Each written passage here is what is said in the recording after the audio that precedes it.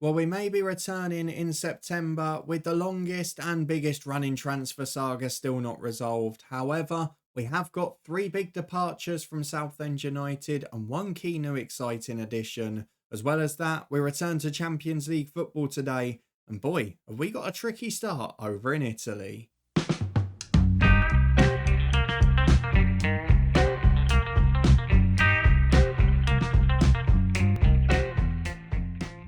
Yes, hello and welcome along to part 135 of Saving Southend with me, Daniel. We are back today for a double or triple header, depending on how busy the episode gets and how exciting the games are. As in the space of 7 days, we face Inter Milan away from home, the current Italian champions, Newcastle United away in the Premier League, top four side from last year who beat us in the FA Cup final, and Juventus away, the Italian champions from the year before last, who we narrowly beat in the semi-final of the Champions League last year. If you're looking forward to seeing how we get on in 2 or 3 of those games, then please do put a thumbs up on the video.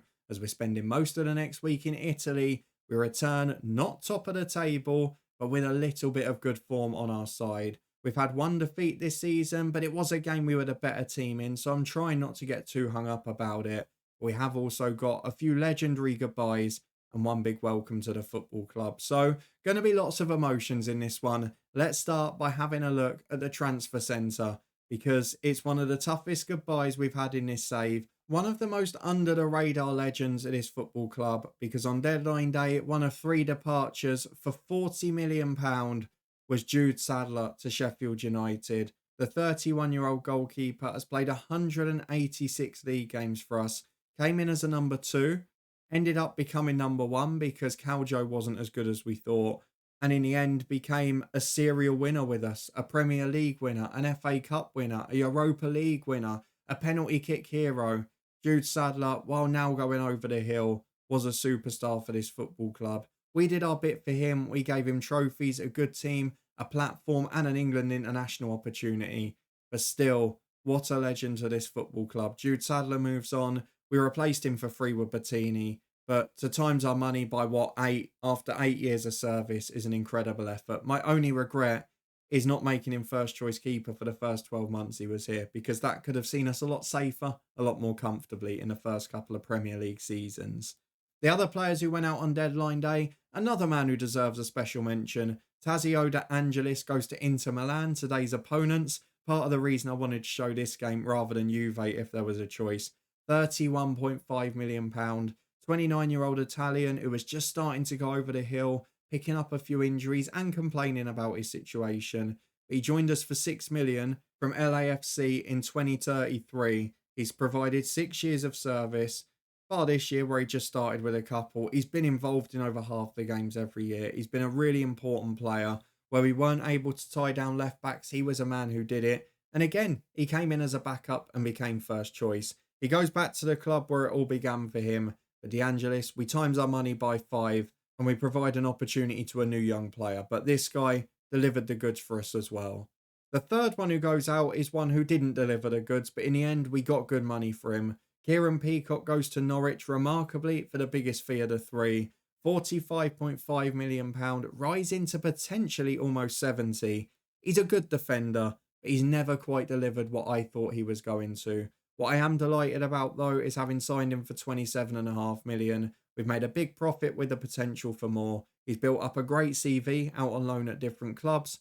He's got an England international jersey, despite the fact he's worse than the likes of Herbert. He's a player who seems to be very popular in this game, but for me, was never quite going to be of the level. He did get that Community Shield victory, though, didn't he? So that was one nice thing for him. In terms of that, though, we did need to trim the squad a little, but in a left-back area, I wasn't confident having Roy Curley as my only backup. So we've gone in and we've signed this guy, Andre, for £16 million from Brazil. He is a 20-year-old international left-back who's probably better going forward, if anything, but he is potentially a bit of a superstar and a very different type of fullback. Now, he's only 5'3", which seems to be a bit of a common theme with fullbacks this year. All of the defenders in FM seem to be short this time around. He's a wonder kid. He's got a great personality. You can see mentally he's fantastic. He's got great technique. He's great in the pass. I actually think he's probably best as a central midfielder. but as a player who can play left back in games that we should dominate, who can play left wing if we keep having injuries to Vasquez and Adamson, he is someone who just ticks a lot of boxes. I like him. I think he's a good player. And while he might not end up being my number 2 left back, he will end up being crucial somewhere in the squad. So Andre, a very good signing, and another one that we will surely make a profit on. So that's the transfer business at the end of the window. A few key players out, another bit of profit for the club, and some really good signings too. Fabrizio Bertini has started well in goal, looks a solid keeper at this level. If we go to the schedule, there is a blotch on the record already, because despite that good start in the Community Shield you saw last time, despite a lot of goals being scored in most of the games, we did have a defeat at Everton. Joe Wills got the goal, but we were already 2 down. If you look at the stats for this one, you see what I mean. We were the dominant force. We had more of the chances. We had more of the chances on goal, more set pieces, more aggression. No win. That's the disappointment. In the other games, though, it has all gone pretty much to plan. A 4-1 victory at home to Aston Villa, thanks to Herbert, Wills, Fair and Ashley Carr. 3 of the strikers off the mark on the opening day. A Joe Wills brace followed by De Angelis' final goal for the club was enough to beat Brentford 3-0 away from home. De Angelis scored after a red card when we were already 2-0 up. Against Norwich, a 2-1 victory that wasn't that convincing, but Peter Bernberg and Joe Wills did enough to get us the win. We mentioned that Wills scored away at Everton. Then against Bristol City in the Carabao Cup, it was the late show. Yes, it looked like it was a close game, but in truth, they scored with the last kick. It was comfortable until then. Nana Fair got the penalty. Liban Elmi got his first for the club. A lovely moment for him. And he followed it up late on against Forest as well, where he came off the bench and got a 4th in the 94th minute. Nana Fair had already scored a brace, and a late first half own goal had just about wrapped it up before half time. Jorg Robertson with 3 of the assists in that game. A brilliant performance from him. Now though, as we mentioned, the tougher games come. We've got Inter, Newcastle, Juve this month. Sheffield United, Newcastle, City next month. Those gaps of sort of a week where we've got 3 massive games really is quite difficult. So it's going to be an interesting couple of months. We start with a game against the Italian champions and we're going to be facing Tazio De Angelis. But will he start? It looks like he's going to. It looks like he'll be starting left back. They've got Mbala up front, who we have looked at signing before, but in the end we went for Elmi. Not had a good start to this season though by the looks of it. It's a very good team though. They're playing the narrow diamond, which is always hard to deal with.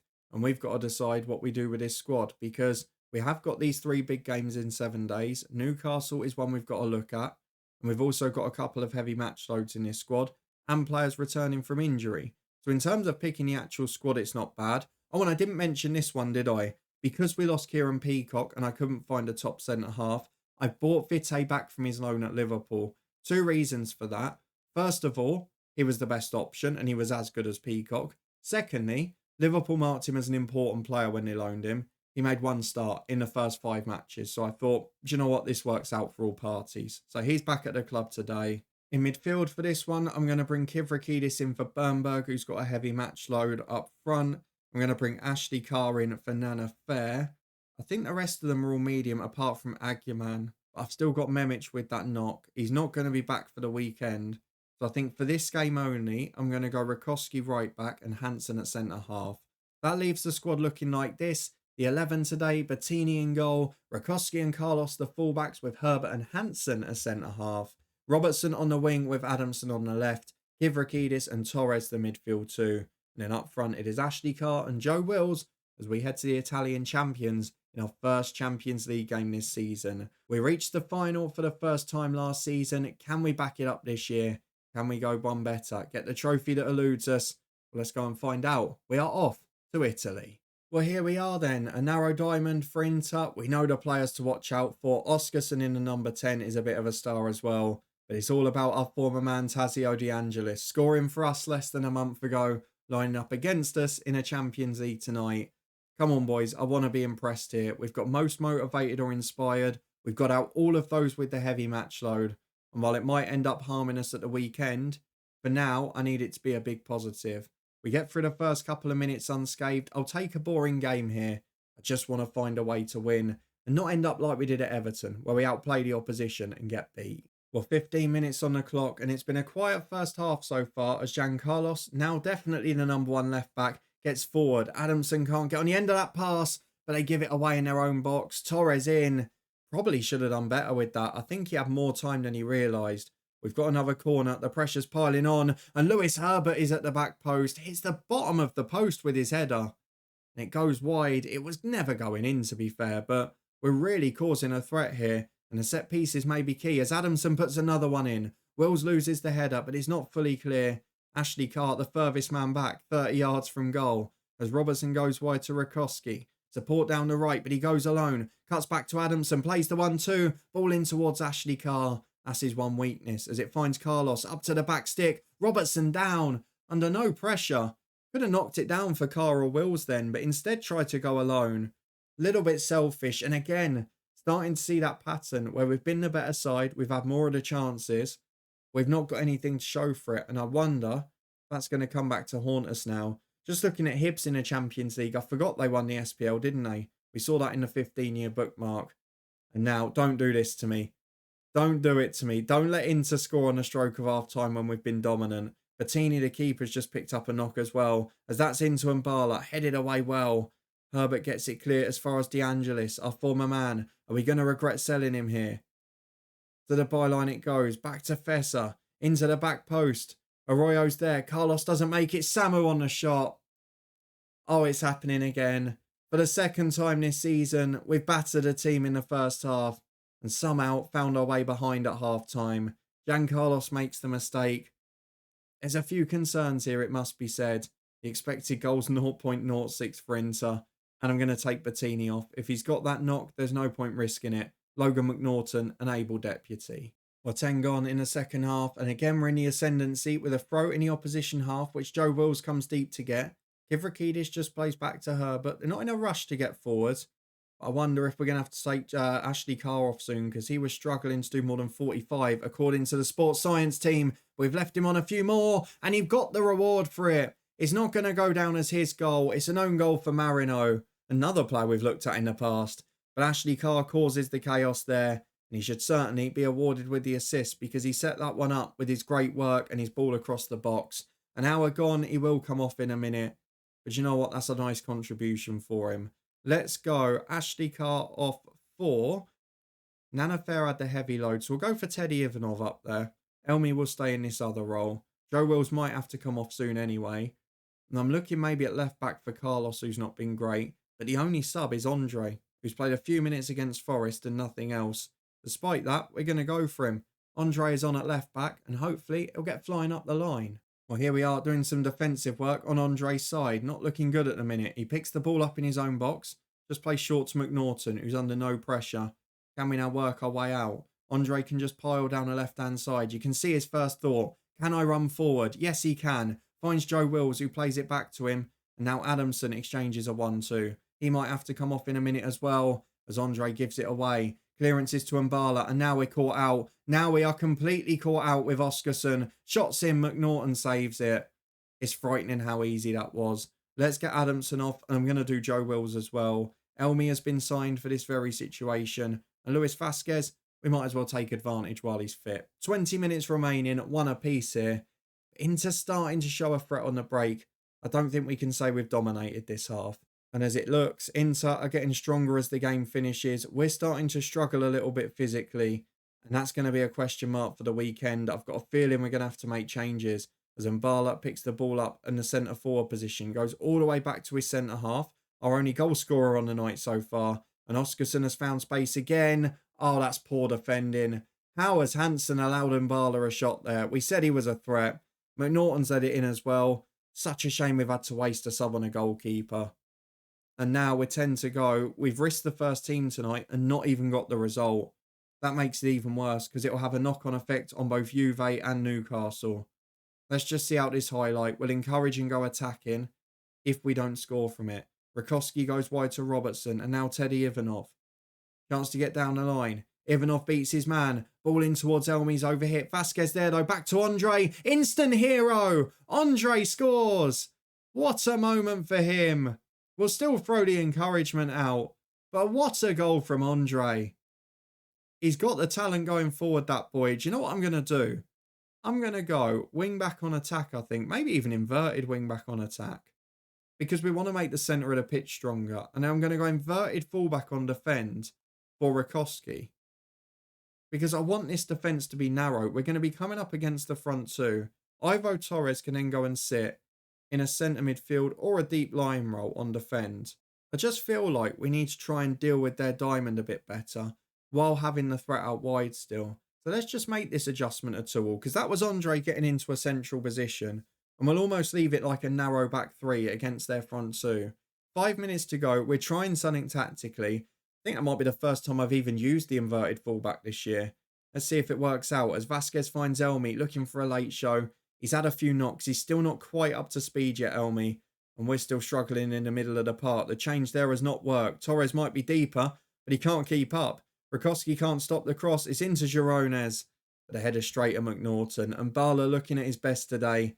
He's obviously doing this as a scouting mission. He still wants to be signed. McNaughton goes wide to Andre, though. And he's got the chance to pile forward again. Vasquez plays inside to Kivrakidis, but a little deep in midfield. Herbert back to the keeper. Why are we seeing this? It better lead to something for us. McNaughton just keeping the ball in his own box. Out to Rakowski, who's not inverted at all there. Plays down the line to Robertson. Teddy Ivanov making the run. Again, not featured much this year due to injury, but he gets to the byline here. Back to Jorg Robertson. Had a quiet game, but he's into Andre. He scored again. Andre might lead the biggest tactical change we make in this save, because we have got a flying inverted wing-back that is a huge goal threat from a defensive area. We're now going from the kickoff, and I haven't had time to put the time wasting on. Please don't concede from here. Please don't do it to me. Inter have gone all out attack. De Angelis to Mbala. Oh, God. We've conceded from the kickoff. There wasn't even a break in play to put the time wasting on. There's nothing wrong with this. It's going to be 3-3. I mean, it's a Champions League thriller to start. I hadn't even finished celebrating the goal and they've equalised. It's a draw. It's terrible defensively. And they've all come down Rakowski's side. It's not a good sign for us, is it? Look, we played well. We were the better team again. But same as Everton, you can't keep saying that and not winning a game. A disappointing night at the San Siro. But Inter Milan, they may well have nicked a point. But we have found a superstar for the future. 2 goals for Andre. What a signing. Now let's get to Newcastle and see how many of these boys aren't fit enough to play. Well, here we are for the second game of the day. It will be a double header now, given the thriller at the San Siro. And it's fitness that we're talking about again. Because while Ashley Carter's passed through midweek okay, Armin Memic is still not fit. Joe Wills picked up a knock which sees him out of this one. And Teddy Ivanov is still nowhere near starting a match. So, not looking great at the minute. We're down a few players. And add to that, Liverpool looks sensational. They've won 6 out of 6. And when you consider that so far this season, they've already played Chelsea, Spurs, Arsenal and Manchester United, it's starting to look a bit ominous on their front. They're playing really well. Have they invested much this year? I'm trying to work it out. They've only signed a couple of players. They've not gone absolutely mad. So I'm not quite sure where that's come from. However, we've got a big game at St James's Park. And those of you that have been following this save for years will know the one thing that is guaranteed in this game is an absolute thriller. No João Gomez, our former fullback by the looks of it, from the expected lineup. But James Simpson, a player we tried to sign before, they've still got a backup keeper in, so I wonder if the other is injured. Let's go and have a look at the opposition instructions, though, and see how many of our boys are fit. There are heavy match loads everywhere. Do I risk it? Do I rest people? We're playing Juve in 3 days. I've got some big decisions to make. I'll be back in a moment to run through my chosen 11. Well, I've tried to go, whether it will be successful or not, I don't know, for the mix and match approach today. So we've got a few heavy match loads in. We've gone for the likes of Bernberg. We've gone for Herbert. We've gone for Aguiman and Carlos. But in other areas, I've gone for rotation. Certainly in the attacking ones, with Yocolano in, with Marciano, Vasquez, and of course with Liban Elmi, who has to come in for the injured Wills. So I'm not sure how this is going to work out. Bettini is fit to start, which is a nice thing. But from midweek, we see Aguiman coming at right back. The rest of the back four is exactly the same. Super sub Andre stays there for this week. Vasquez and Yocolano come in on the wings. Marciano and Bernberg back in the middle. And up front, it is Elmi who joins Ashley Carr, who again will work up his minutes, but still can't do 90. So let's go and get through to it at St James's, often the source of thrillers, We've had 3 threes, 3 fours, and all sorts of late goals. So let's see what happens in this one as we go through to it, needing to win to keep ground with Liverpool. Well, our former superstar, João Gomez, is on the bench for Newcastle today, as is Aaron Moore, who was a former transfer target many a year ago, as was Yuri Fulgencio, who we tried to sign before they offered a mega deal. Arne Slot, though, has got this side fighting back at the top. He's got them fighting for trophies again, and we saw they did us in the FA Cup final, so let's be very careful here. They're in good form after a fairly slow start to the season, and now we're playing them at the worst possible time, and with a potential for a European hangover. It doesn't look good early doors as they're on the front foot with James Simpson. Finds Zanelli from the throw-in in an advanced position, and now Galazza. Caused threat before against us, and nearly puts that one in the far corner. Deflection could have taken it anywhere, but it just missed the outstretched boot. 10 gone, 4 shots for Newcastle, and by far the better side so far. We're 20 on the clock, and we're back with Newcastle playing around in their own defensive third. Davy works out though, and he's able to get there as far as Diaz. Bernberg nicks in though. Carlos misses out, but it's one back. Bernberg does really well. Out to Vasquez on the left. Chance to work down the line. Galazza can't make it. Lozano into Esnaula. Wide to the right-hand side. Beneke and Simpson. They definitely look the more comfortable so far, but they must have played Champions League in a week as well, because they were in the top 4 last year, so I'm not sure we can even use that as the excuse. Maybe it is just a few of these boys aren't quite up to scratch, and maybe the rotation's not going to work. Lozano goes right to Galazza again. Simpson's running in behind. They're toying with us here. We're going to lose this game. Simpson across. Oh, it's an own goal. Lewis Herbert. That might be his first own goal for us, you know. He doesn't score many, and he doesn't make many mistakes back there, but that's a big one. Lewis Herbert makes it 1-0 to Newcastle. Did they play in the Champions League in midweek? Yes, they did. They beat Marseille. It was an easier fixture, and it was at home. And they've had a good start to the season. Not a good sign in this first half an hour. But having said that, they've not even had a shot on target. So we've not offered them much. And now it's another injury. Ashley Carr, we just can't keep the strikers fit. Ultimately, when I look at the games that we should have won and haven't, that is going to be a big reminder. Nana Fair is going to have to do an hour. And with 10 to the break, as much as we haven't conceded many chances, we really don't look like scoring. And we have got a set piece in a dangerous area. Vasquez across to Elmi. Back to Bernberg. How have you missed?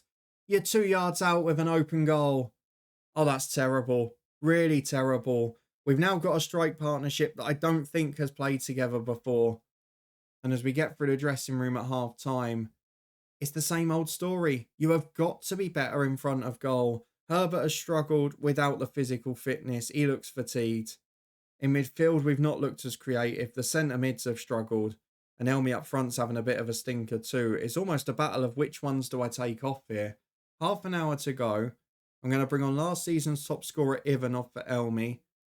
I'm going to take off, I think, both centre midfielders for Torres and for Jimenez.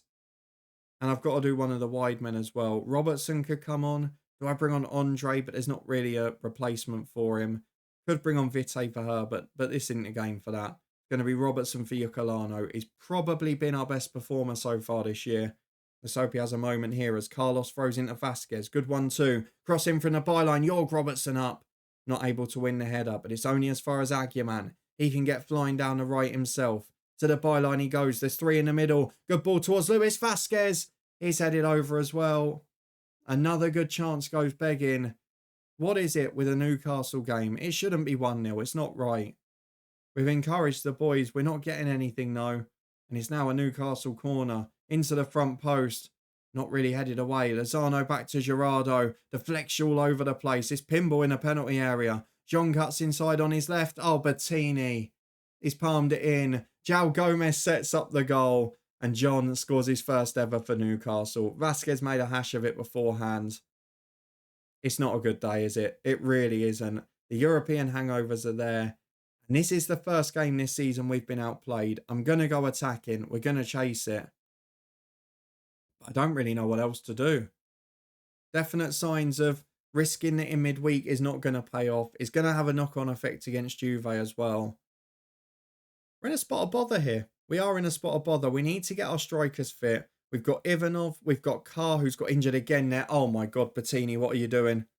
What are you doing? He's just passed it to the centre forward and put him through one-on-one. Oh, why did I sell Jude Sadler? Why did I sell the most... Forget about the ratings in FM. I've sold the most consistent goalkeeper I ever had. And I've taken a gamble. Because there aren't many goalkeepers that live up to their hype in FM. And I might have thrown away the only one who overperformed. Hansen goes to Agyeman. Ivanov's in. He's one of 3 strikers we need to get fit. He is off the mark for the season. That's something we can take out of today. We're already 6 points behind Liverpool. They've played the tougher games already. Things are looking pretty worrying in terms of our title defence. They're looking pretty worrying in the Champions League as well. Maybe this is going to have to be the year for the Carabao Cup, because that's the only thing that can save us now. Let's go and have a look at the schedule and see when we're going to be back. God knows Juve ain't going to be pretty in midweek. Let's have a look at it. We've got Hull City at home in the 4th round of the Carabao Cup, so maybe we're getting a slightly friendlier draw there. Vite is cup-tied though, having played off the bench for Liverpool. The rest of the Champions League, look, I'm confident we win at home to Basel and PSV. I'm confident we get something in one of the games at Villarreal or Atalanta.